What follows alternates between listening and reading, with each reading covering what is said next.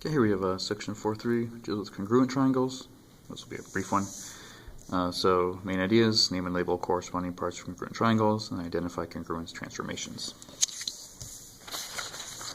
So triangles that are the same size and shape are congruent triangles.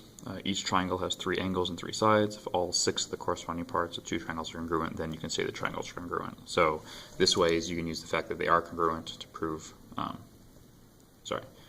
you can prove a triangle congruent if you can prove that is true.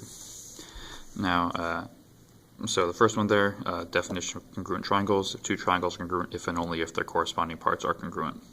So CPCTC up here stands for corresponding parts of congruent triangles are congruent. So 4.4 here, properties of triangle congruence. Triangle's congruence is reflexive, symmetric, and transitive. So a triangle is congruent to itself. It's also symmetrical, so if triangle 1 is congruent to triangle 2 is congruent to triangle 1. And then transitive, if triangle 1 is congruent to triangle 2, and triangle 2 is congruent to triangle 3, then 1 and 3 are also congruent. Now, so the last one here, you can slide, flip, or turn a triangle as long as the size and shape don't change, which these 3 things don't change the shape.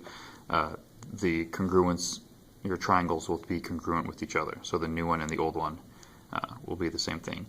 Now, just a couple other notes about congruence. So for example, I have this triangle.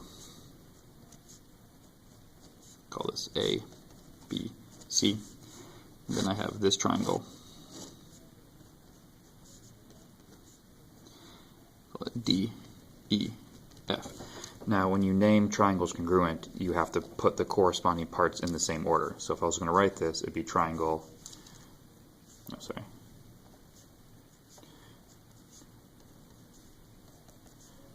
size congruent as well. So the top one will say triangle A, B, C.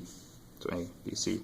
This is congruent to triangle D, E, F. I have to go in order.